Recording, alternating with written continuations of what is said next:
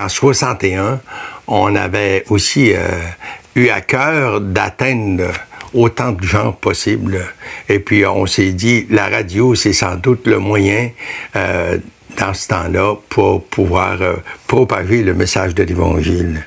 En vérité, je vous le dis, l'heure vient, elle est déjà venue, où les morts entendront la voix du Fils de Dieu, et ceux qui l'auront entendu vivront. Par la suite, en 64, justement, on a eu à cœur de pouvoir atteindre les gens, mais aussi avec la télévision, parce qu'on s'est dit, la télévision commençait à être populaire à ce moment-là, puis on s'est dit, il faudrait se servir de la télévision pour pouvoir atteindre autant de gens que possible. Lorsqu'à l'été 1982, Gaston m'a demandé de venir avec lui faire une émission à la télévision pour la série 1983 de l'heure de la bonne nouvelle. Ça m'a excité, j'étais content, j'étais heureux, mais je savais pas que ça allait m'engager par la suite dans un contrat qui n'est pas encore terminé puisque je suis toujours avec l'heure de la bonne nouvelle. Mais ça m'a permis pendant toutes ces années de connaître quelqu'un de vraiment spécial. Gaston Jolin était un homme de foi. Un homme qui n'avait pas foi aux yeux parce que justement, il avait la foi, la confiance en son Dieu, ce qui lui a permis de faire les exploits de la foi. Et j'ai eu le privilège de le côtoyer et il demeure pour moi un mentor et il demeure pour moi une ressource.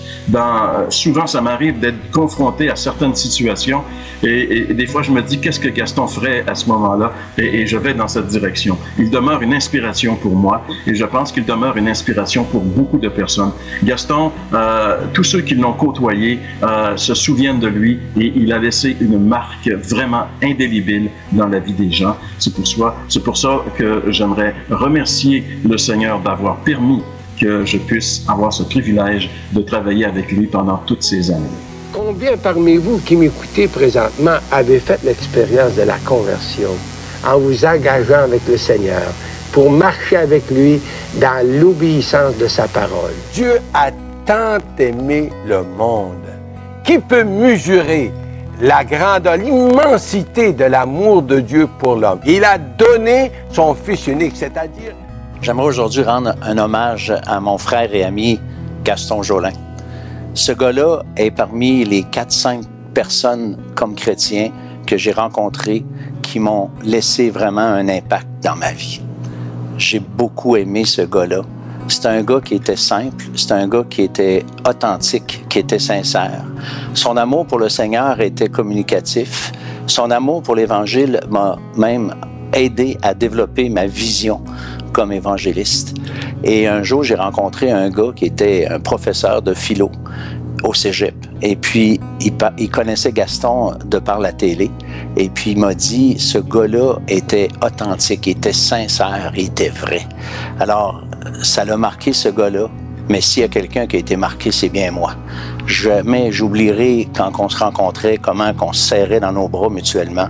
Parce que j'aimais sincèrement ce frère-là, puis je pense que son amour était littéralement contagieux. Alors, ce gars-là va vraiment me manquer.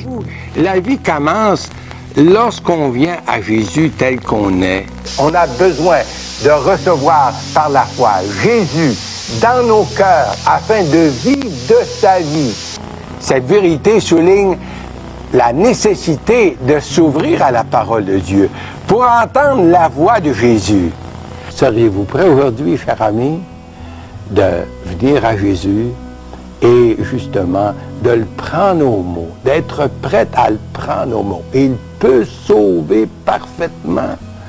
C'est le message de Dieu, c'est le message de l'Évangile. Vous, cher ami, qui m'écoutez présentement, où en êtes-vous? Êtes-vous parmi ceux qui l'attendent des cieux et qui iront à la rencontre du Seigneur lorsqu'il descendra du ciel pour prendre auprès de lui les siens?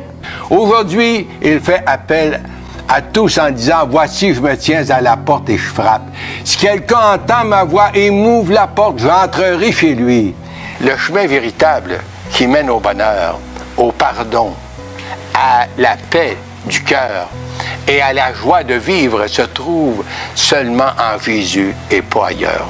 Le Seigneur vous connaît comme il connaît tous les gens. Il connaît nos pensées, il connaît nos actions, il connaît nos paroles.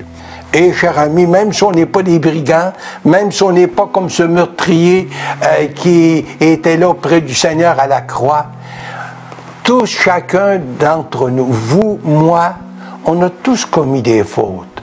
Nos mérites, nos bonnes œuvres, c'est bon, mais ça ne peut jamais nous garantir le salut, la vie éternelle. Après vous avoir parlé de Jésus pendant une période de 50 ans, nous sommes ici même, maintenant, dans son pays.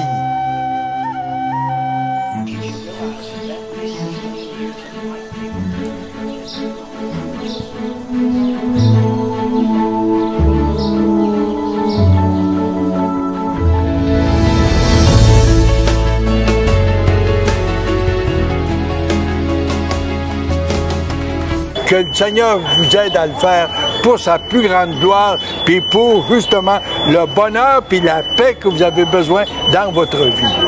Amen.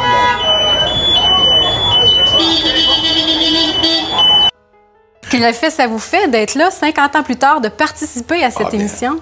Moi, je remercie le Seigneur. Moi, c'est vraiment la grâce de Dieu qui, justement, à travers toutes ces années, nous a donné cette possibilité de propager le plus grand des messages, le message de l'Évangile. M'en viens par ici. Ah oui, on est partis, nous autres, de relais à pied pour être rendus ici, là. Eh bien, on aimerait inviter celui qui est à la source, le début de cette série d'émissions, en fait, de cette histoire de l'heure de la bonne nouvelle. Et j'ai nommé Gaston Jolin, qui est là devant moi. Gaston, tu t'en viens, s'il te plaît.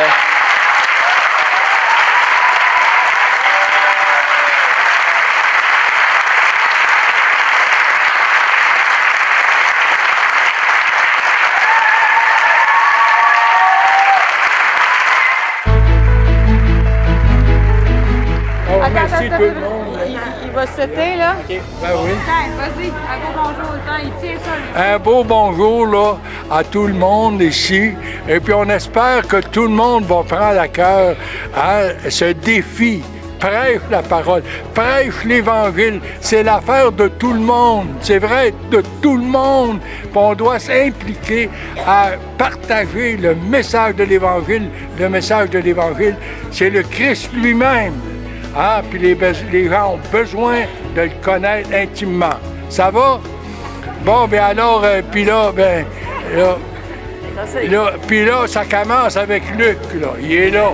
Puis il a besoin, il a besoin vraiment, là, lui, là, de retrousser ses membres. Bon, puis il fait un bon travail. Bye, Gaston, à la prochaine.